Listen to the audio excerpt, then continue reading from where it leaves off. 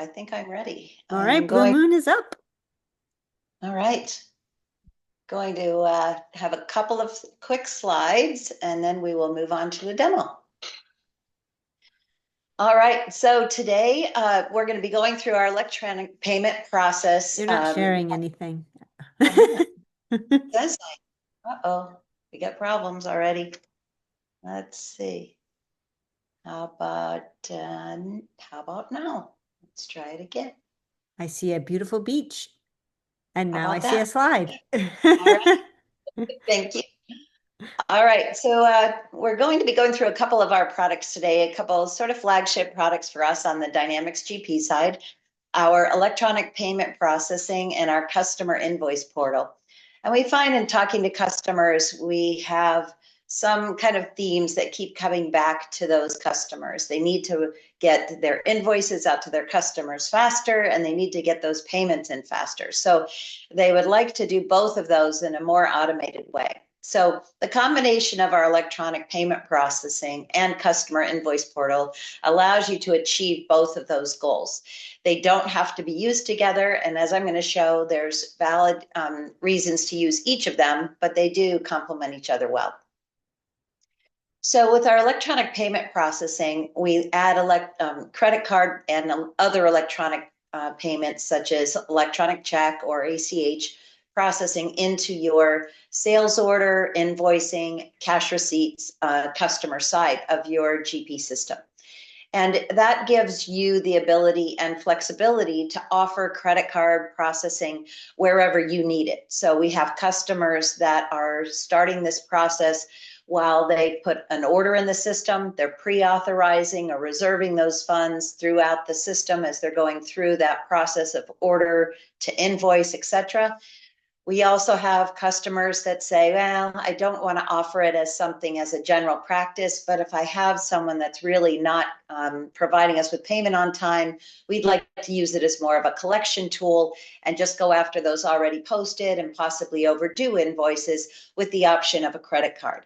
And by the way, if we do that, we'd like to pass along the credit card fee to them where it is legal and available in their area. So we do offer all of that. So it's a matter of how you'd like to implement it, not how you have to implement it. And that gives you that secure, completely integrated capability of using credit card and other electronic payment processing. Our next product that we'll take a look at is our customer invoice portal. Along that same vein in talking to customers, some of them don't want that credit card processing in their system at all. It doesn't matter that it's tokenized. It doesn't matter that it's completely secure. It's just not the way they operate. And they would rather have the customer receive an electronic invoice and have them go out to a secure portal where they can view their invoices, make payments, and handle those transactions the way they want to, without the credit card information being within their Dynamics GP system. So the customer invoice portal gives you that ability to set up a portal that's tailored and customized to your logo, your colors, and your total vibe, but giving customers the ability to go in, log into a secure portal window and see all of their outstanding invoices, be able to see when they made their last payment, make a payment online there, and also see any credits they might want to apply and really be able to analyze their balance. In some cases, we've had customers that are then still a little bit unsure of that, and they want the customers to be able to go out and see everything, but then they want them to download the invoices and kind of pay them the old-fashioned way, and that's still fine. So all of those capabilities are available and can be configured to whatever you need.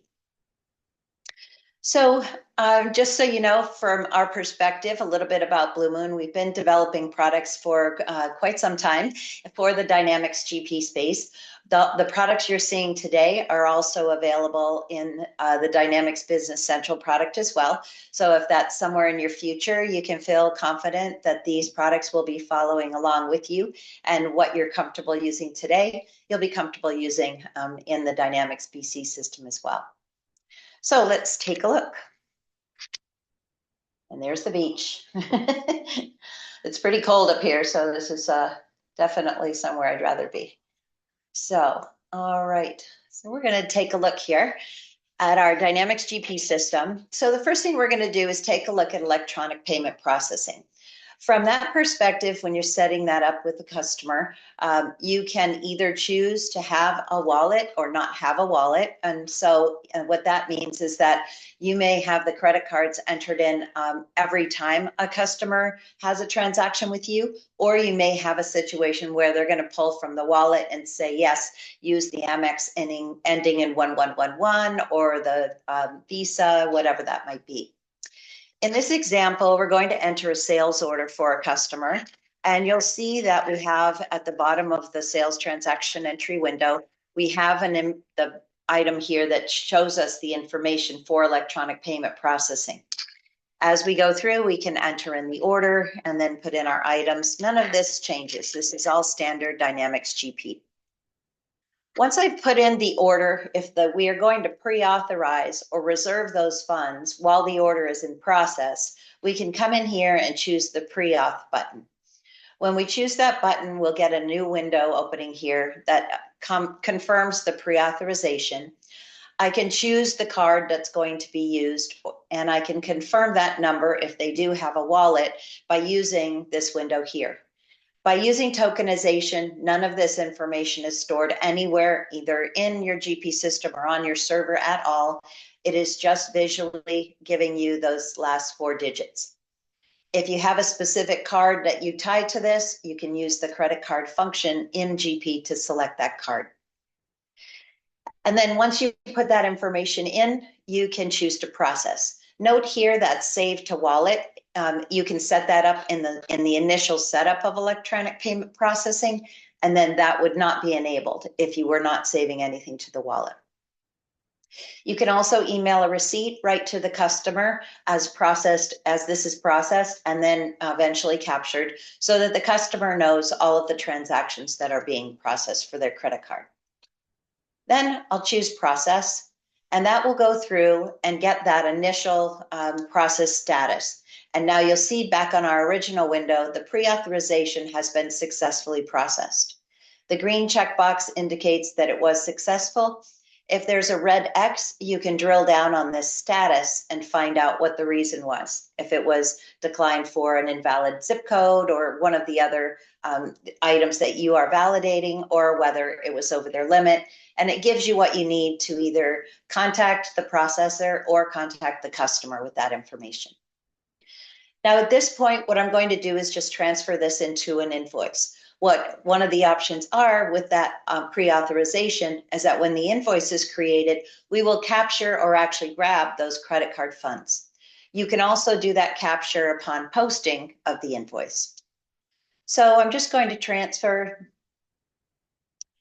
And then what you'll see is a little window that'll pop up to process the credit card.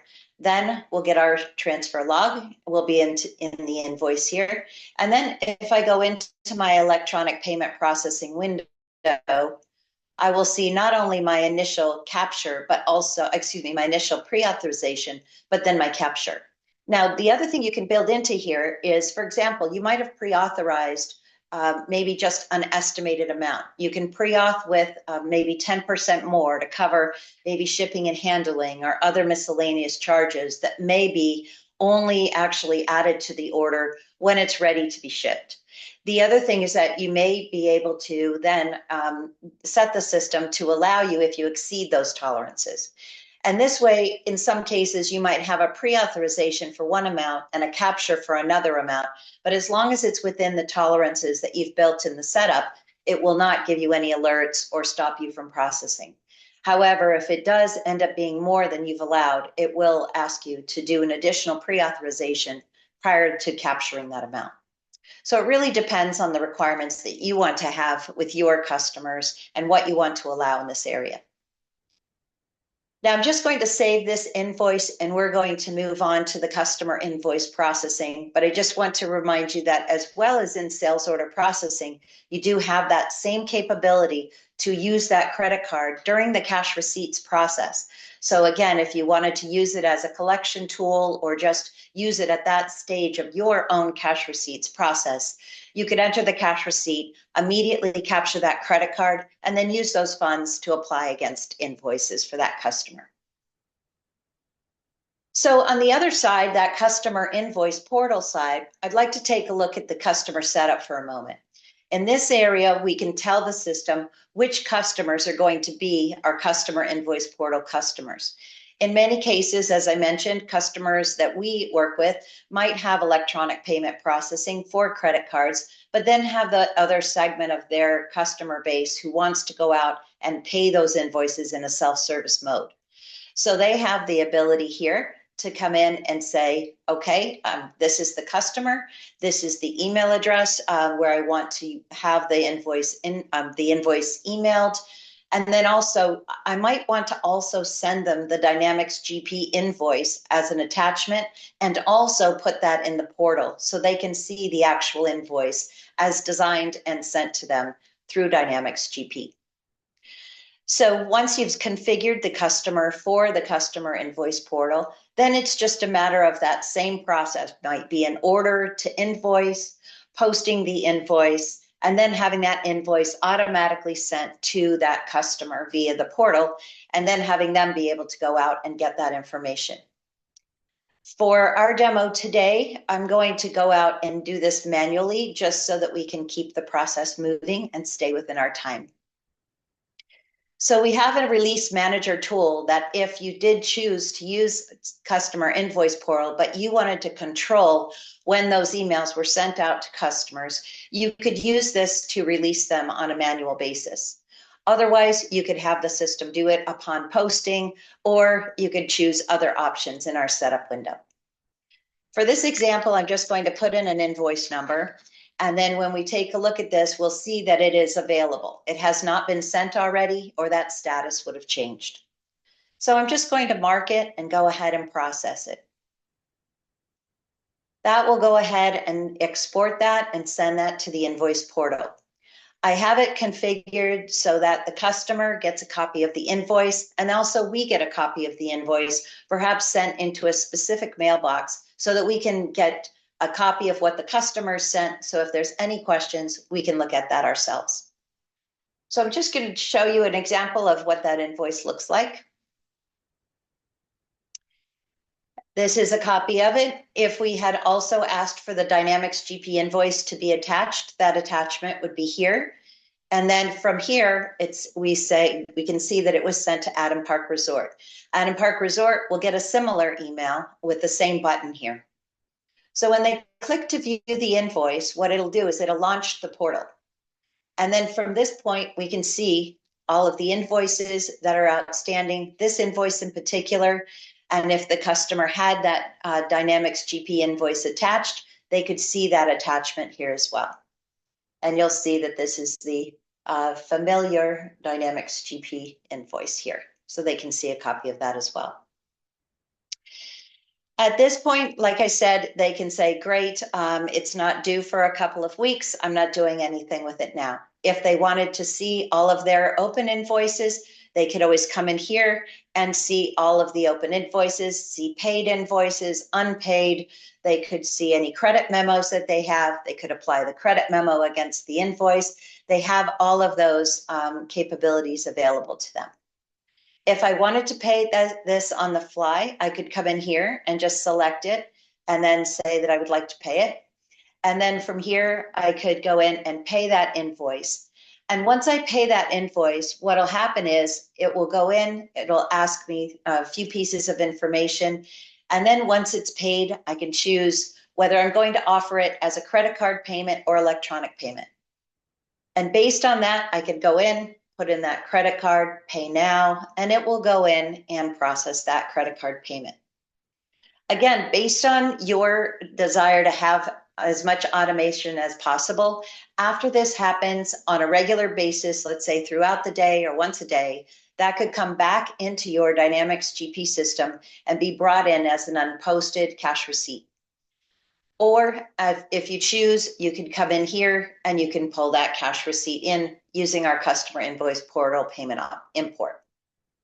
So regardless of how you choose to pull the information to and from your Dynamics GP system, Both of these products, our electronic payment processing and our customer invoice portal, can really help you streamline delivering invoices to customers and streamlining and speeding up that ability to get paid on those invoices. So thank you very much for your time, and please reach out if you have any questions. Thank you Thanks, so Amy. much. Yeah, you're welcome. All right, now there's only 2 demos left. Woohoo! All right, Liz, are you ready? Use is up Hi, next. Amy. Yes, Hi, I'm ready. How are you? good. Welcome to Good. GP Demo Day.